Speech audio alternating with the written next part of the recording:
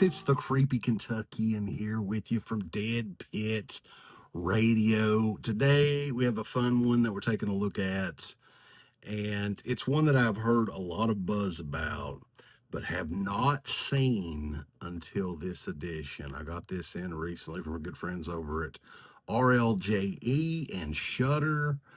This one comes out today, September the 9th, 2025. In DVD, Blu-ray, and deluxe Steelbook 4K. This is Clown in a Cornfield. And when I first heard the title of this, I'm like, what in the hell is Clown in a Cornfield? But what it is, what people may need to know, is it is a brand new slasher film that's based on a novel for young adults called Clown. It's a horror novel, I guess, called Clown in a Cornfield, right? So this kind of already has like a built-in fan base there. I'm sorry for all the glare with the Steelbook and all that. But yeah, I saw that they were promoting this, and this movie had a ton of buzz when it came out earlier this summer. So I was kind of intrigued. I'm like, I'm a fan of slashers. We dedicated a whole series of shows this past summer to slasher movies. So anything new, and a lot of these movies, let's be honest, they're being made based on the success of Terrifier, right? Evil clowns and killer clowns and everything. I guess Stephen King's It was the one that kind of kick-started it back in the day. But, this latest wave of evil clown, violent slasher movies definitely started with Art the Clown and the Terrifier series. So continuing on here, I think that they're on to something with Clown in a Cornfield. So, yeah, we're going to talk about the movie, talk about this particular edition, and dig right into it, boys. So let's take a look at Clown in a Cornfield. The movie begins in 1991. Two young adults partying. They're going to have some premarital sex and just drugs, whatever else, in a cornfield. But no, it doesn't last too long. The young Jessica is quickly slaughtered, and her beau is next, running in the cornfield, trying to escape this goofy fucking clown, but to no avail. And we fast forward to present day, to the small town of Kettle Springs, where we're following young Quinn, played by Katie Douglas, and her father, who recently moved to the small town after tragic events involving Quinn's mother. Now she's there meeting a new group of friends, trying to start a new life and everything. And she learns about the twisted history of the town and how the town was pretty much bankrolled by the Bay Pen corn syrup company and the factory and all that, which burnt down not too long ago, and the town is in shambles.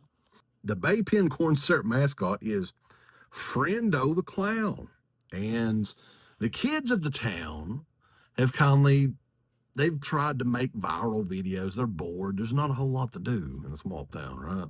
And you can only smoke weed and drink for so long, and it gets kind of, boring for some people at least. So they're doing these viral videos where Friendo is a murderous clown, right? And lo and behold, the murders become a reality. And soon the friends of the town are one by one being picked off. And we find out there's actually more than one Friendo the Clown. There's multiple clowns in the cornfield in this. Lots of violent deaths in this too, some decapitations, lots of impalements, and all that good stuff in Clowns in a Cornfield.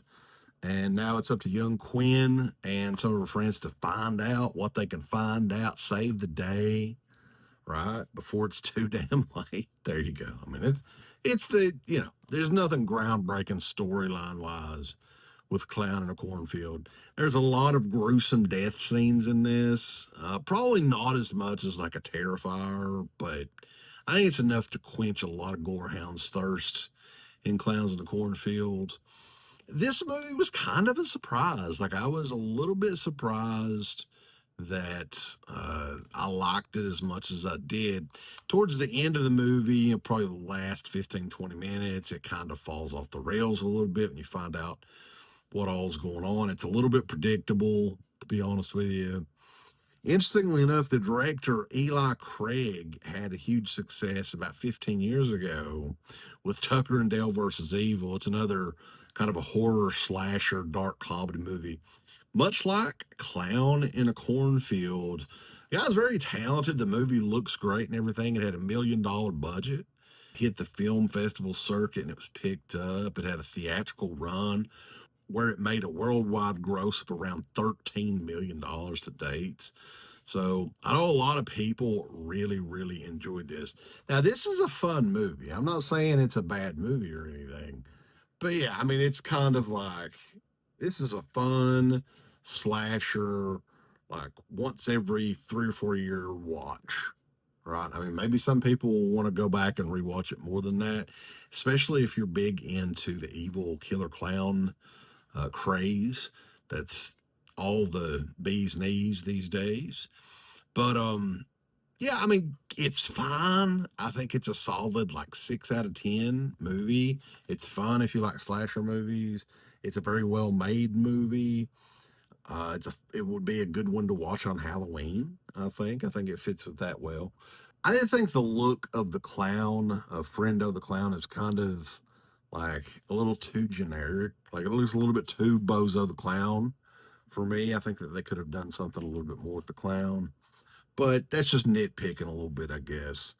But let's talk about this edition, guys, because RLJE and Shudder brought this one out. Yeah, it's got a little back. It's not really a wrap; it's a card that once you take the packaging off, it there you go. There's some collectible stuff in it. We'll talk about it, but let's shine this thing up and show you guys. So the front cover there is pretty good, pretty solid. This is a sticker right there that I stuck on there because I'm kind of a nerd that way. And hop stickers and anything like that, I try to hang on to. The back is pretty plain. It's just the cornfield.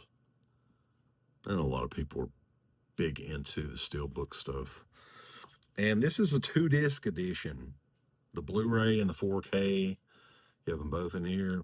And as far as the collectibles go, let's show you guys. They're kind of hopping up all of the Clown in a Cornfield book series. Adam Caesar. I don't know if you guys can scan that, but what is there, a total of like 4 books now or something? So they're kind of hopping that. And the Shudder AMC relationship, hopping that. But as far as the collectible aspect of it, right, you get, and these are kind of different. I don't see a lot of magnet sheets. We get a lot of art cards, stuff like that. But these are 2 separate magnet sheets. So the first one here, we have Friendo the Clown he's got a whole plethora of weapons in this movie. You see the pitchfork there, you see the axe, you see the frying pan, the saw, and all these are like push out magnets that you can use. You can put it on your refrigerator or whatever else. And here's another one. It's got the logo, Clown in a Cornfield, the Jack in the Box, which is, whenever you see the Jack in the Box, that means that Friendo the Clown is near and blood will be shed. You also have the chainsaw, you've got a machete, and you have a sledgehammer there. So I got 2 different punch out magnet sheets that is included. It's kind of a fun little bonus that, hey, you don't see. If you don't want to use them, hey, it comes in a little baggie that you can put them back in. Now, there's not a lot of special features on this edition. This is a 4K edition. The transfer on this, it's fantastic. It's a brand new movie. It looks great and everything as you would expect. The only extra included on this is an audio commentary track with the director Eli Craig, Clown in A Cornfield author Adam Cesare, Carson McCormick, and Katie Douglas, the two main stars in the movie. So there's not, aside from that commentary, there's zero special features on either the 4K or the Blu-ray. So just keep that in mind. But yeah, there may be a special edition down the road. Who knows? But yeah, this 4K edition, this is the Cadillac version of Clown in the Cornfield, which all versions came out today, September the 9th, 2025. So I appreciate all you guys checking this review out. Clown in the Cornfield is out now. Check it out from Shudder and RLJE. Be sure to check us out. We're over at DEADPIT.com. A big thanks goes out to our supporters over at DEADPIT on Patreon.com. You can get hours upon hours of great content, right, Uncle Bill? There's so many hours of content. We've got reviews. We've got songs. We've got live streams. We've got exclusive streams. We've got non-exclusive streams. We've got streams with all kinds of celebrities and all kinds of different old shows from the past podcast, the initial incarnation of the show. All of that can be yours. DEADPIT on Patreon.com. Show us a little bit of love. Give us some money because we definitely deserve it. That Patreon page is so killer that you'll rub your bird to it on a nightly basis. It's that good. You won't be able to contain yourself. You'll have to jerk your bird out and go crazy. I mean, that's how much content that we have. So much content that it's massive, and it will massively smack you in the face. You'll play with your bird so much, pretty soon you'll be looking around for somebody else's bird to play with. Hey everybody, it's your favorite Filipino bitch, Miss Slapcoat Bud, telling you about shop.deadpit.com. Simply the best horror shirts. On TeePublic, there are others, but they all suck. And it's the best goddamn deal on horror shirts you will ever see. New shirts, old shirts, all the in-between shirts. God damn it, fools, go over to shop.deadpit.com. You ain't down with that. You can go to fucking hell.